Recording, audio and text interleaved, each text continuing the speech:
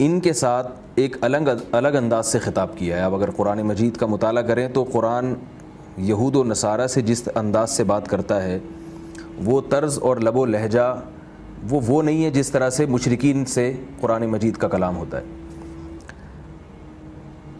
اس میں ہم دو چیزیں خاص طور پہ اس نمایاں ہیں قرآن مجید کے جو ان سے اللہ تعالیٰ نے ان سے معاملات کیے ہیں یہود و نصارہ سے. ایک خاص بات تو یہ ہے کہ قرآن ان کو اہل کتاب کے لفظ سے تعبیر کرتا ہے، جبکہ مشرکین مکہ کو قرآن کافروں سے یا مشرک کے لفظ سے تعبیر کرتا ہے.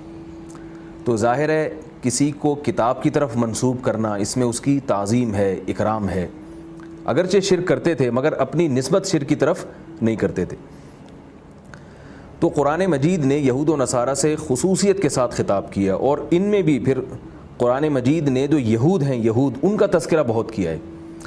وجہ اس کی یہ ہے کہ یہود کے پاس علم عیسائیوں سے زیادہ تھا، اور یہود حضرت موسیٰ علیہ السلام کی تعلیمات کو جانتے تھے، موسیٰ علیہ السلام پر ایمان لائے تھے، اور بہت سارے پیغمبر اللہ نے ان میں بھیجے ہیں. یہ حضرت یعقوب علیہ السلام کی اولاد میں سے تھے. تو چونکہ یہاں سے یہود کو الگ سے خطاب ہو رہا ہے، اس خطاب میں کیا کیا باتیں ہیں وہ میں انشاءاللہ اس کا خلاصہ بھی آپ کے سامنے پیش کروں گا.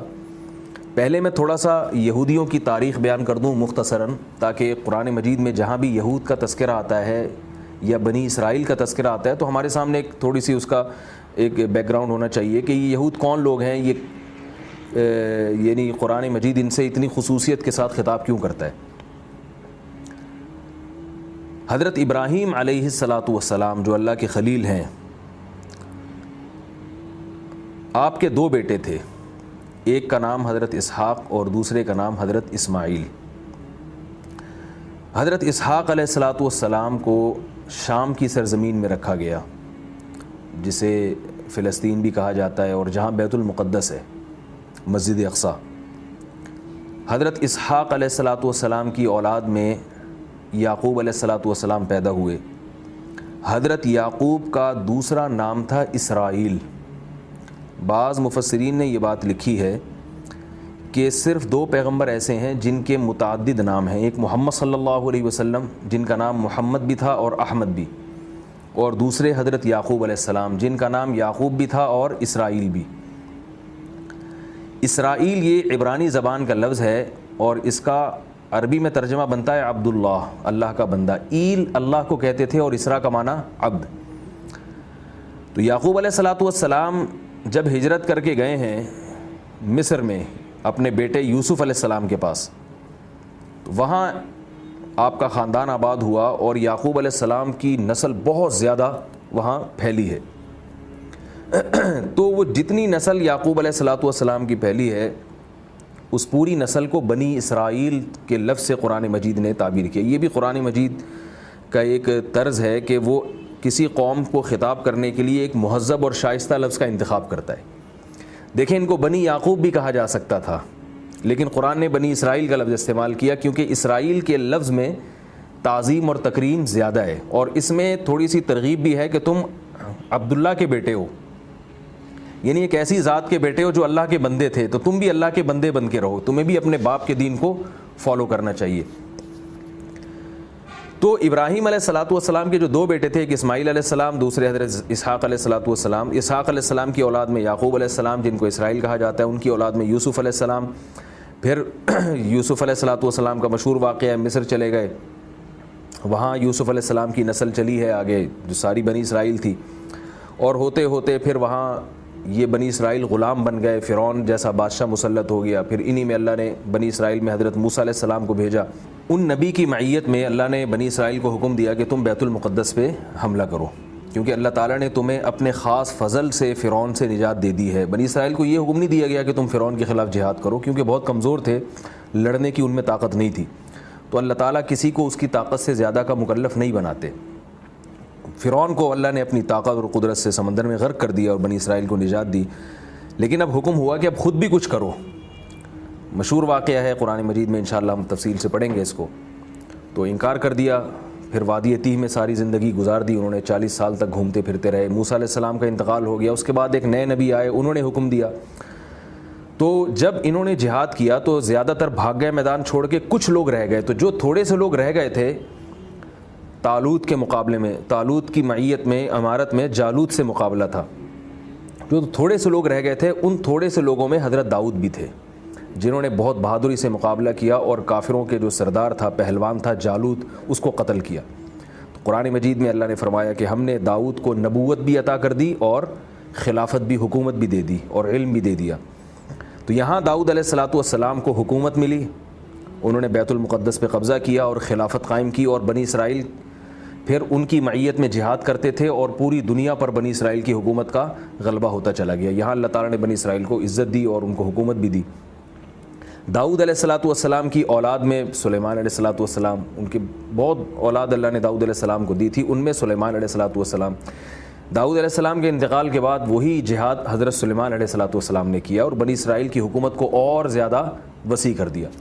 تو یہ سارے وہ پیغمبر ہیں جو بنی اسرائیل میں گزرے ہیں، جو مشہور پیغمبر جن کے نام میں نے آپ کو بتایا. انہی پیغمبروں میں حضرت زکریا علیہ السلام ہیں اور الیاس علیہ الصلاۃ والسلام ہیں. تو یہ بنی اسرائیل کے مشہور پیغمبر ہیں. حضرت عیسیٰ علیہ الصلاۃ والسلام تک یہ لوگ حق پر تھے، لیکن شرارتیں بھی کرتے رہتے تھے، بد اعمالیاں ان میں بہت تھیں، مگر عقیدے کی خرابی نہیں تھی.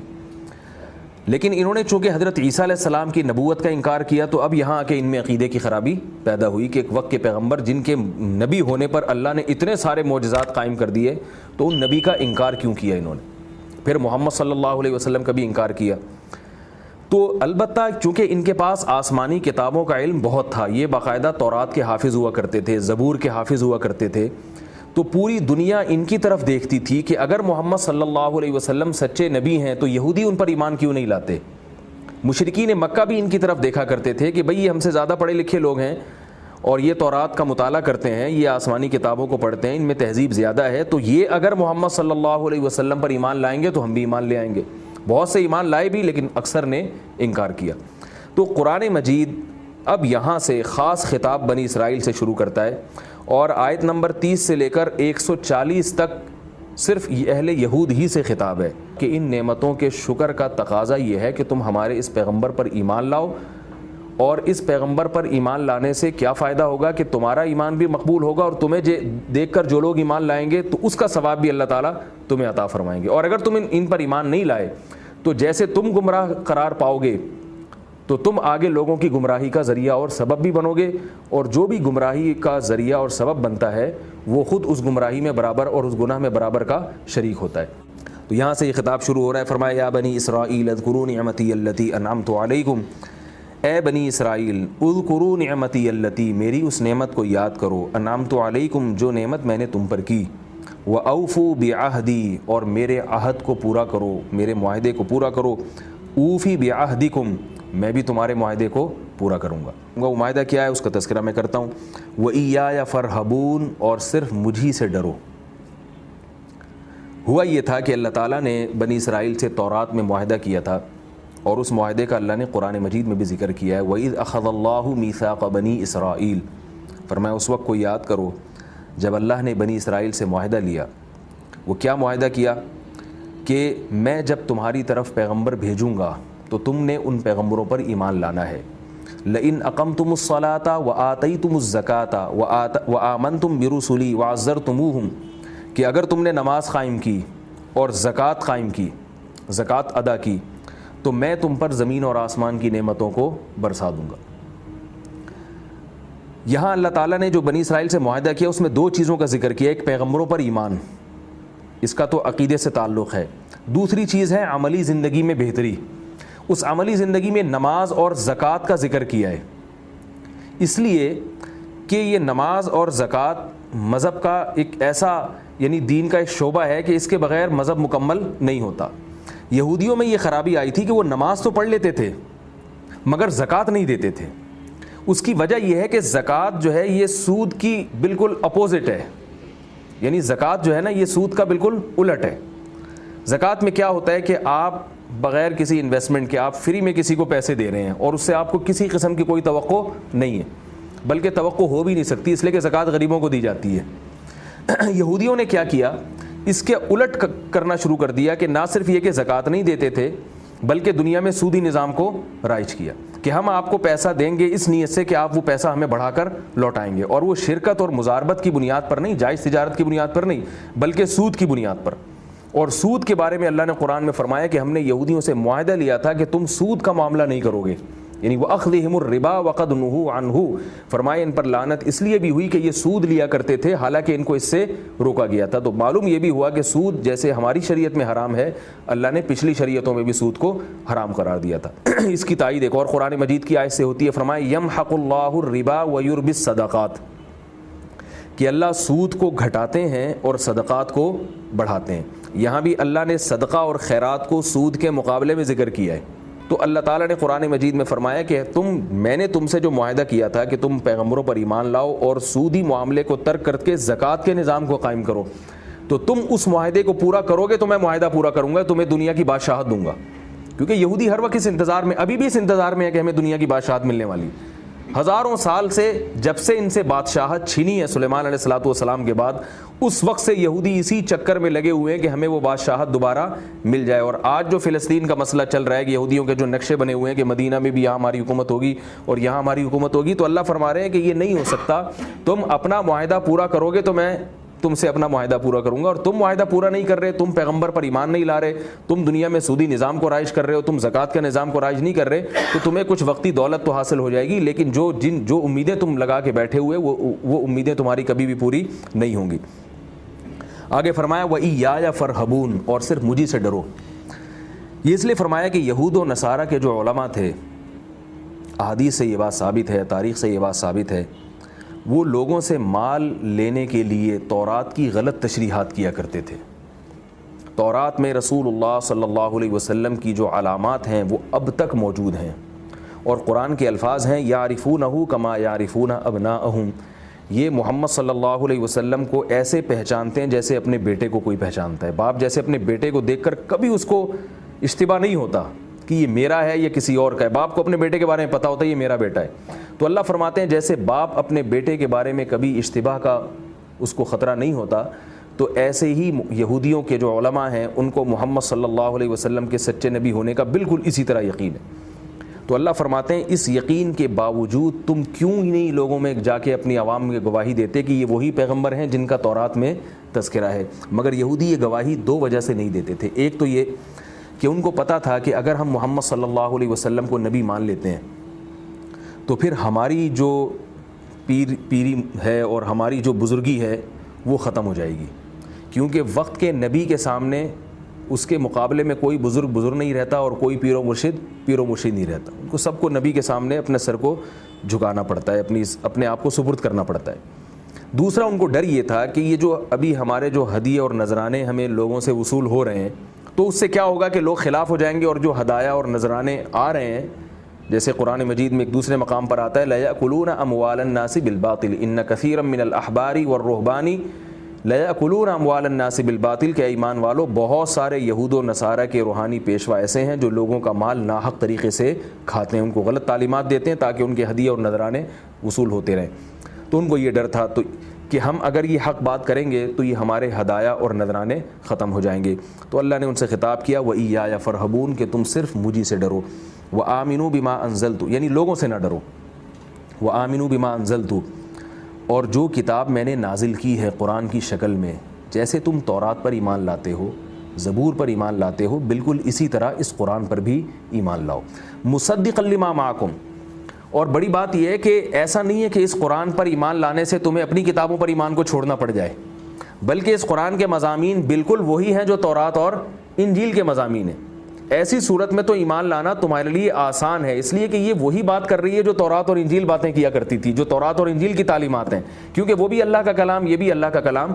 تو جب تمہیں ایسی بات کے ایمان کا مکلف کیا جا رہا ہے کہ جو تمہاری اپنی کتابوں کے خلاف نہیں ہے، تو پھر تو کون سی چیز ہے جو رکاوٹ بن رہی ہے؟ یا تو ایسا ہوتا ہے کہ اس کی تعلیمات اس کی تعلیمات کے بالکل اپوزٹ ہوتی، تو تم مخمصے میں پڑ جاتے کہ ہم موسیٰ کو مانیں یا محمد صلی اللہ علیہ وسلم کو مانیں۔ تو اللہ فرما رہے ہیں کہ جو محمد صلی اللہ علیہ وسلم کو مانے گا وہی موسیٰ علیہ السلام کو مانے گا، کیونکہ دونوں کی تعلیمات میں کوئی فرق نہیں ہے، جو بنیادی تعلیمات ہیں عقائد سے جن کا تعلق ہے۔ تو فرمایا آمنوا بما انزلت، ایمان لا پر جو میں نے نازل کی، مصدقا لما معکم، یہ کتاب تصدیق کرتی ہے لما، اس کتاب کی، معکم جو تمہارے پاس موجود ہے۔ اس کی باتوں کی تصدیق کرتی ہے. ولا تکونوا اول کافر بھی، اور نہ ہو جاؤ اس کتاب کے انکار کرنے والوں میں سے پہل کرنے والے. یعنی اس کے تم اگر انکار کرو گے تو تمہارے انکار کی وجہ سے دوسری قومیں بھی انکار کریں گی، تو پہلے منکر کون قرار پاؤ گے؟ تم. اور جو جس گناہ میں پہل کرتا ہے وہ بعد والوں کا بھی ذمہ دار ہوتا ہے. تو ایسا مت کرو کہ تم کفر کی بنیاد رکھنے والوں میں تمہارا شمار ہو جائے. دوسری قوم اگر انکار کرے گی تو وہ صرف کافر کہلائے گی، اور تم اگر انکار کرو گے تو کافروں میں پہل کرنے والے کہلاؤ گے، برائی میں پہل کرنے والے کہلاؤ گے. آگے فرمایا وَلَا تَشْتَرُوا بِآيَاتِي ثَمَنًا قَلِيلًا، اور میری آیات کو چند ٹکوں کے بدلے میں نہ بیچو. یعنی تورات میں جو تمہیں محمد صلی اللہ علیہ وسلم اور اسلام کے بارے میں جو باتیں لکھی ہوئی ہیں وہ اپنی قوم کو کلیئر اور صاف انداز سے بیان کر دو. اگر تمہیں یہ ڈر ہے کہ وہاں سے نذرانے اور ہدیے آنا بند ہو جائیں گے تو اس کی پرواہ نہ کرو، کیونکہ اپنے نذرانے اور ہدایہ کے چکر میں اور اس لالچ میں لوگوں کے سامنے صاف بات نہ کرنا یہ اللہ کی آیات کو بیچنے کے مترادف ہے. کہ اگر وہ اللہ کی تعلیمات کو صحیح طرح سے بیان کرتے، اس کے بدلے میں اللہ کی طرف سے ان کو جو اجر ملتا وہ اجر بہت زیادہ ہوتا. لیکن وہ کیا کرتے تھے؟ دنیا کی دولت جو ختم ہونے والی ہے اس دولت کے بدلے میں وہ اس اجر سے محروم ہو جاتے تھے. اس لیے اللہ نے اتنی بڑی دولت کو بھی چند ٹکوں سے ثمناً قلیلا سے اللہ نے تعبیر کیا. آگے فرمایا وَإِيَّايَ فَاتَّقُونَ، اور صرف مجھی سے ڈرو. اس بات سے نہ ڈرو کہ لوگوں کی مخالفت ہوگی اور لوگ تم سے دور ہو جائیں گے. آگے فرمایا وَلَا تَلْبِسُوا الْحَقَّ بِالْبَاطِلِ، حق کو باطل کے ساتھ ملتبس نہ کرو. حق کو باطل کے ساتھ یعنی ایسا گڈمٹ کر کے لوگوں کے سامنے تورات کو بیان نہ کرو کہ لوگوں کو سمجھ میں ہی نہ آئے کہ تورات کا اصل مضمون ہے کیا. بعض دفعہ ایک بات صاف ہوتی ہے، ایک حکم ہوتا ہے قرآن میں یا تورات میں، لیکن آپ کو پتہ ہے کہ اگر میں نے بالکل اسی طرح بیان کر دیا جس طرح لکھا ہوا ہے تو لوگ میرے خلاف ہو جائیں گے.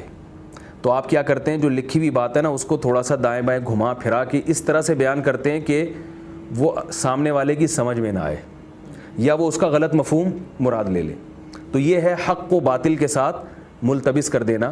جبکہ اللہ نے جو آسمانی کتابیں نازل کی ہیں وہ حق اور باطل کو بالکل ایک دوسرے سے الگ کر دیتی ہیں. جیسے قرآن مجید میں آتا ہے تبارک الذی نزل الفرقان علی عبدہ، فرمائے وہ ذات بہت برکت والی ہے جس نے فرقان نازل کیا اپنے بندے پر. فرقان کا معنی حق اور باطل میں فرق کرنے والی، کھول کے بالکل جدا کرنے والی، دودھ کا دودھ اور پانی کا پانی کرنے والی. بہت سارے معاملات میں جو تمہیں اشتباہ ہو سکتا تھا ان میں تمہارے کانسیپٹ کو کلیئر کرنے والی. تو وہ تو کلیئر کر کے بیان کر رہی ہے، مگر لوگ چونکہ براہ راست نہیں سمجھتے کتابوں کو، زبان سے بعض دفعہ واقف نہیں ہوتے، بعض دفعہ اس کی تفسیر سے واقف نہیں ہوتے، بعض دفعہ شان نزول سے واقف نہیں ہوتے.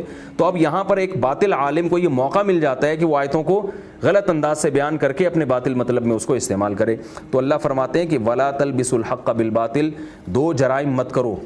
ایک جرم تو یہ کہ حق اور باطل میں گڑبڑ نہ کرو، مکس نہ کرو اس کو، اور دوسرا وَتَكْتُمُوا الْحَقَّ، حق کو چھپاؤ بھی نہیں. بعض دفعہ کچھ احکام تورات میں ہوتے تھے، میں اس کی آگے انشاءاللہ یہ رکوع ترجمہ ہو جائے تو میں اس کی ایک مثال دیتا ہوں کہ کیسے چھپایا کرتے تھے. تو بعض دفعہ کیا کرتے تھے؟ بتاتے ہی نہیں تھے. اب تورات میں ایک حکم لکھا ہوا ہے واضح طور پر، اسی کی مثال لے لیں. محمد صلی اللہ علیہ وسلم کی علامات لکھی ہوئی ہیں کہ ایک نیا نبی آئے گا، عرب میں ہوگا، اس کی یہ علامات ہیں. تو ایسی آیتوں کو صرف زبانی تلاوت کیا کرتے تھے، اس کا ترجمہ اور مفہوم عوام کو بتاتے ہی نہیں تھے. یعنی جب درس دیتے تھے تو اس طرح کی آیات سے گزر جایا کرتے تھے، وہ عوام کے سامنے بتاتے نہیں تھے. اور اس قسم کے بہت سارے احکام تھے. تو اللہ فرماتے ہیں وَتَكْتُمُوا الْحَقَّ، حق کو چھپایا مت کرو. اس کی ایک مثال ملتی ہے جو پہلے بھی میں درس میں دے چکا ہوں.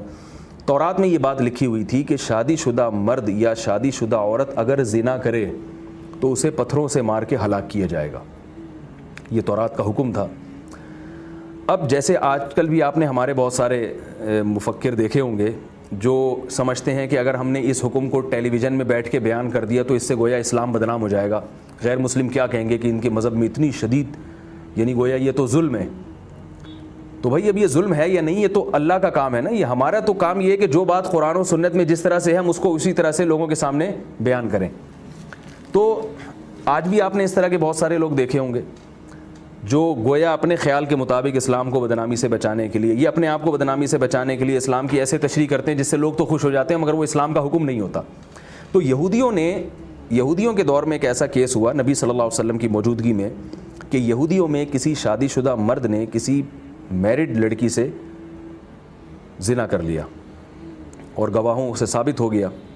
جب یہ یہودی پادریوں کے پاس یہ کیس گیا، یہودیوں کے جو مذہبی رہنما ہیں ان کے پاس جب یہ کیس گیا تو وہ جانتے تھے کہ تورات میں لکھا ہوا ہے کہ ان کو پکڑ کے رجم کر دو، پتھروں سے مار کے ہلاک کر دو۔ اب ان کا ڈر ہوا کہ اگر ہم یہ تورات کا حکم پڑھ کے سنائیں گے تو مسئلہ یہ ہوگا کہ لوگ ہم سے بدگمان ہوں گے، دور ہو جائیں گے۔ تو انہوں نے لوگوں سے یہ کہا کہ بھئی اس کیس کو محمد صلی اللہ علیہ وسلم کے پاس لے جاؤ، وہ جو فیصلہ کریں اس فیصلے کو قبول کر لو۔ تو یہ لوگ چلے گئے نبی صلی اللہ علیہ وسلم کے پاس۔ آپ صلی اللہ علیہ وسلم نے فرمایا کہ تم یہودی ہو، ابھی تک تم نے اسلام قبول نہیں کیا ہے، تو تورات کا جو فیصلہ ہوگا وہی تم پہ نافذ کروں گا میں۔ شریعت میں جائز ہے کہ اگر کوئی غیر مسلم ہے اور وہ اسلام جب تک قبول نہیں کرتا تو اس کی اجازت ہے شریعت میں کہ آپ اس کو اسی کے مذہب کے مطابق اس پر فیصلہ کریں۔ تو نبی صلی اللہ علیہ وسلم نے اسی اصول کے تحت حکم دیا کہ تورات لائی جائے، اور تورات میں جو حکم ہے شادی شدہ مرد کے زنا کے بارے میں اسی حکم کو ان پہ نافذ کیا جائے۔ تورات لائی گئی۔ یہودی عالم نے جب تورات کی تلاوت شروع کی تو یہ ہوشیاری کی کہ تورات میں جہاں رجم کی آیات تھیں وہاں انہوں نے ہاتھ رکھ لیا اور وہ آیات چھوڑ کے بقیہ آیات تلاوت کرنا، ان آیات کی تلاوت انہوں نے شروع کر دی۔ حضرت عبداللہ ابن عبد السلام رضی اللہ تعالیٰ عنہ بھی یہودی تھے، اسلام قبول کر چکے تھے، وہ تورات کے حافظ تھے۔ وہ سمجھ گئے کہ یہ جو ہے نا انہوں نے درمیان سے 2-4 آیتیں یہ پی گئے ہیں، یہ جو ہے بغیر تلاوت کیے آگے بڑھ گئے۔ تو انہوں نے فوراً کیا کیا کہ اس یہودی عالم کا ہاتھ تورات سے ہٹایا۔ تو حدیث کے الفاظ ہیں فَإِذَا آیَةُ الرَّجْمِ تَلُوحُ، جو رجم والی آیات ہیں وہ چمک رہی تھیں، بالکل واضح نظر آ رہی تھی کہ اللہ تعالیٰ نے رجم کا حکم دیا ہے۔ تو آپ صلی اللہ علیہ وسلم نے پھر اس کے مطابق فیصلہ کیا اور فرمایا کہ ان کو رجم کیا جائے۔ تو یہ ہے کتمان حق، کہ جو بات ہے اسے کھول کے بیان نہ کرنا۔ تو اللہ فرماتے ہیں نہ تو حق اور باطل کو آپس میں مکس کرو، گڑبڑ کرو، اور نہ حق کو چھپاؤ، وَأَنْتُمْ تَعْلَمُونَ، جبکہ تمہیں علم بھی ہے، تم جانتے ہو کہ ہم غلط کر رہے ہیں۔ وَأَقِيمُوا الصَّلَاةَ وَآتُوا الزَّكَاةَ، اور نماز قائم کرو اور زکوٰۃ ادا کرو، وَارْكَعُوا مَعَ الرَّاكِعِينَ، اور رکوع کرنے والوں کے ساتھ رکوع کیا کرو۔ رکوع کرنے والوں کے ساتھ رکوع کیا کرو، یہ نماز کا انہیں حکم دیا جا رہا ہے کہ نماز پڑھا کرو۔ سوال یہ پیدا ہوتا ہے کہ نماز کا حکم صرف رکوع کا تذکرہ کیوں کیا جا رہا ہے؟ خالی رکوع تو کوئی عبادت نہیں ہے کہ آپ صرف جا کے رکوع کر لیں کسی کے ساتھ مل کے، تو یہ تو کوئی عبادت نہیں ہے۔ تو علماء نے اس میں حکمت یہ بیان کی ہے کہ یہودیوں کی جو نماز تھی اس میں رکوع نہیں تھا، قیام تھا اور سجدہ تھا، تو جبکہ مسلمانوں کو جو نماز دی گئی اس میں رکوع بھی تھا۔ یہ اس امت کی ایک امتیازی حیثیت ہے۔ تو اللہ تعالیٰ نے فرمایا کہ اب وہ نماز جو تمہاری نماز تھی وہ منسوخ ہو گئی ہے، اب جیسے دوسرے لوگ رکوع والی نماز ادا کر رہے ہیں تم بھی ان کے ساتھ جا کے جماعت میں شریک ہو کے ان کے ساتھ رکوع کیا کرو۔ مراد صرف رکوع نہیں ہے بلکہ پوری نماز ہے، اور مطلب جماعت کے ساتھ نماز پڑھا کرو، اسلام قبول کرو، اور جیسے جماعت کا ایک نظام قائم ہو گیا ہے اسی نظام کا حصہ بن کر انہی مسلمانوں کی صفوں میں شامل ہو کر تم نماز پڑھا کرو۔ أَتَأْمُرُونَ النَّاسَ بِالْبِرِّ وَتَنْسَوْنَ أَنفُسَكُمْ، آگے فرمائے یہ کیسی عجیب بات ہے کہ تم لوگوں کو نیکی کا حکم کرتے ہو، وَتَنْسَوْنَ أَنفُسَكُمْ، اور خود اپنے آپ کو بھول جاتے ہو، وَأَنْتُمْ تَتْلُونَ الْكِتَابَ، جبکہ تم تورات کی تلاوت بھی کرتے ہو۔ تورات میں یہ بات لکھی ہوئی ہے کہ جو لوگوں کو نیکی کا حکم کرے اور خود اس پر عمل نہ کرے تو وہ بہت برا شخص ہے اور اس کی یہ حرکت بہت بری ہے۔ ہوتا یہ تھا کہ یہود و نصارہ میں اس کی بھی ایک عادت تھی، ان کے علماء بہت ساری چیزیں لوگوں کو بتایا کرتے تھے صرف تورات کا حکم سمجھ کے، مگر خود اس پر عمل نہیں کرتے تھے۔ اور اس آیت کا ایک شان نزول بھی ہے، کچھ یہودی گھرانے ایسے تھے جنہوں نے اسلام قبول کیا۔ اب جب انہوں نے اسلام قبول کیا تو مذہبی رہنماؤں نے ان کو کہا کہ بھئی تم نے اسلام قبول کیا، محمد صلی اللہ علیہ وسلم پر تم ایمان لائے، ہم جانتے ہیں کہ تم بالکل درست کر رہے ہو اور تم اس پر قائم رہو، لیکن ہماری کچھ مجبوریاں ہیں جس کی وجہ سے ہم اسلام قبول نہیں کر سکتے۔ آج بھی ایسا ہوتا ہے، بہت سارے بعض غیر مسلم تو میرے علم میں ہیں کہ جنہوں نے اسلام قبول کیا ہے اور ان کے گھر والے مطمئن ہیں کہ آپ نے قبول کیا، ہم جانتے ہیں کہ اسلام اچھا مذہب ہے مگر ہم کسی مجبوری سے قبول نہیں کر سکتے۔ میرا بھی اس طرح کے لوگوں سے واسطہ پڑا ہے۔ پچھلے سال ایک سکھ خاتون کا فون آیا میرے پاس کہ میری سسٹر نے اسلام قبول کر لیا، اور میں بہت خوش ہوں اس سے کہ میری سسٹر نے اسلام قبول کر لیا اور باقی اچھا مذہب ہے۔ تو میں نے ان سے کہا کہ جب آپ کو اتنا اچھا لگ رہا ہے تو آپ بھی قبول کر لیں۔ تو وہ کہنے لگی نہیں میں قبول نہیں کر سکتی، بس میں اپریشیٹ کرتی ہوں کہ میری سسٹر نے اسلام قبول کیا۔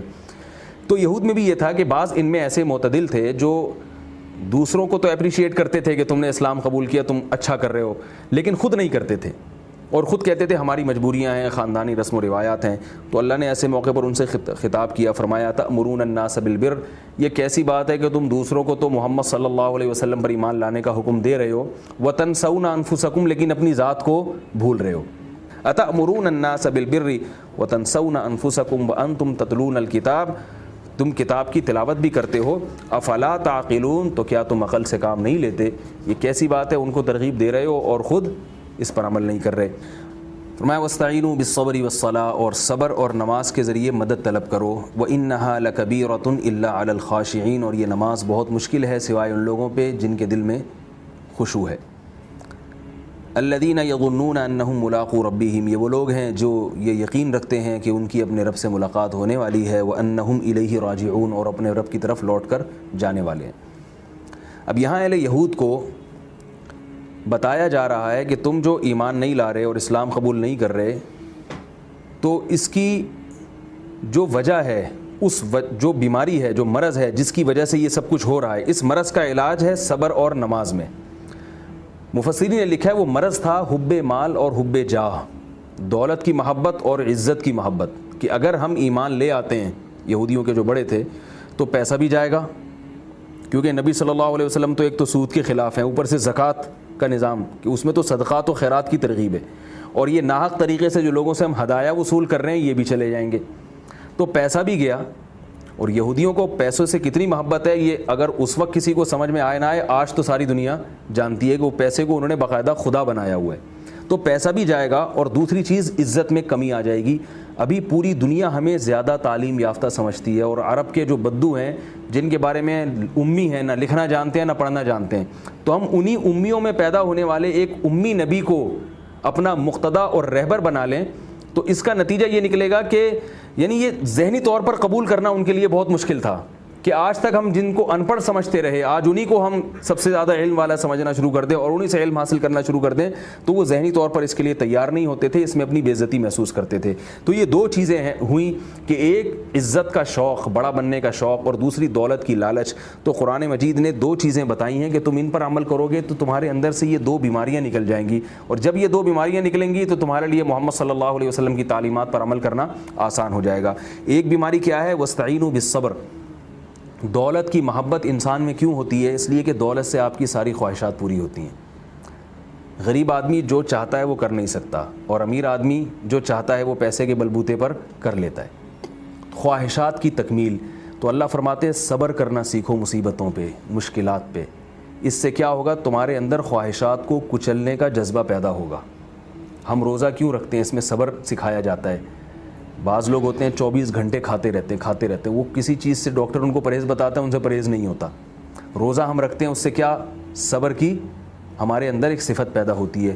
تو اللہ اہل یہود سے خطاب کر رہے ہیں کہ تم صبر کا مادہ اپنے اندر پیدا کرو. صبر عربی میں لغوی مطلب اس کا ہوتا ہے، صبر کا مطلب ہے روکنا.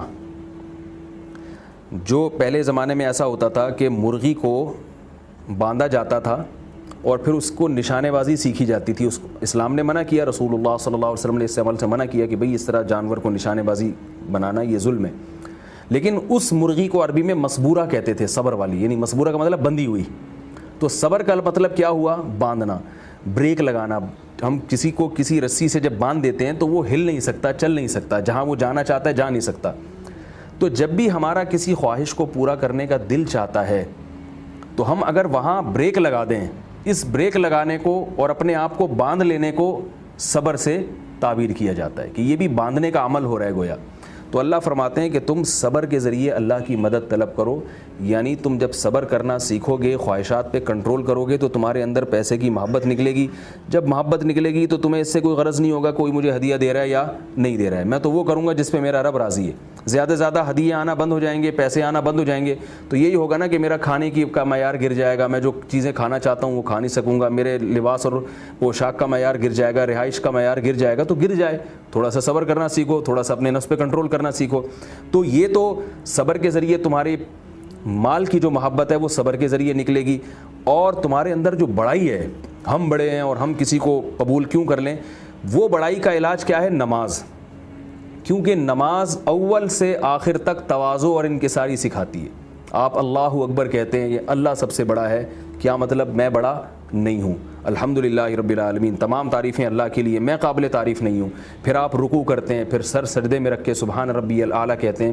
تو جو خشوع و خضوع سے جو لوگ نماز پڑھتے ہیں ان کے اندر اللہ تواضع اور انکساری پیدا کر دیتے ہیں، اور تواضع انکساری جب آئے گی تو تمہارے لیے محمد صلی اللہ علیہ وسلم کی تعلیمات کو قبول کرنا آسان ہو جائے گا۔ اور یہاں قرآن نے پھر بتایا کہ یہ نماز مشکل ہے سوائے ان لوگوں پر جن میں خشوع ہوتا ہے۔ خود نماز پہ آنا بھی تو ایک اچھا خاصا مشکل کام ہے، یعنی کوئی یہ اشکال کر سکتا ہے کہ بھائی ہم محمد صلی اللہ علیہ وسلم کی تعلیمات کو فالو کریں، اس کے لیے پہلے ہمیں نمازی بننا پڑے گا۔ تو خود اس نمازی بنانے کے لیے بھی تو کوئی نسخہ ہونا چاہیے، تو وہ نسخہ اللہ تعالیٰ نے آگے بیان کیا، فرمایا اس کا طریقہ یہ ہے کہ تم اپنے اندر خشوع پیدا کر لو۔ خشوع کیسے پیدا ہوگا؟ الذین یظنون انہم ملاقو ربہم، تم ہر وقت یہ گمان رکھا کرو کہ ہماری اپنے رب سے ملاقات ہونے والی ہے۔ جب تمہارے ذہن میں یہ تصور آئے گا نا کہ یہ دنیا ختم ہونے والی ہے، ایک دن رب کی عدالت میں کھڑے ہو کر اس کے سامنے حساب و کتاب دینا ہے، تو ظاہر ہے پھر جو کچھ کرو گے اس کے بارے میں خوف پیدا ہوگا کہ بھئی ہمیں اس کا حساب دینا ہے۔ ابھی تم صرف اس دنیا کو دیکھ رہے ہو، تو آخرت کا تصور پیدا کرو۔ انہم ملاقو ربہم، وہ لوگ ہیں جو اپنے رب سے ملاقات کی امید رکھتے ہیں، وانہم الیہ راجعون، اور ان کو یہ یقین ہے کہ ہم نے ایک دن اپنے رب کی طرف لوٹ کر جانا ہے۔ تو یہ استحضار جب پیدا ہو جائے گا تو تمہارے دلوں میں خشوع پیدا ہو جائے گا، اور جب خشوع پیدا ہوگا تو نماز پڑھنا تمہارے لیے آسان۔ تو اللہ فرماتے ہیں کہ تم جو لوگوں اپنے آپ کو ہمیشہ لوگوں سے کمپیئر کرتے ہو کہ اگر ہم نے محمد صلی اللہ علیہ وسلم کو تسلیم کر لیا تو ان لوگوں کی نظر میں ہمارا وہ مقام نہیں رہے گا، اس سے تمہارے اندر تکبر پیدا ہو رہا ہے۔ تم اپنے آپ کو اللہ کے سامنے رکھا کرو، تم یہ دیکھو کہ تمہیں ایمان لانے کا حکم اللہ کی ذات دے رہی ہے، اللہ طاقتور ہے، اس کے سامنے جب اپنے آپ کو رکھو گے تو تمہیں اپنے کمتر اور حقیر ہونے کا احساس ہوگا، اس سے تمہارے دل کے اندر خشوع پیدا ہوگا۔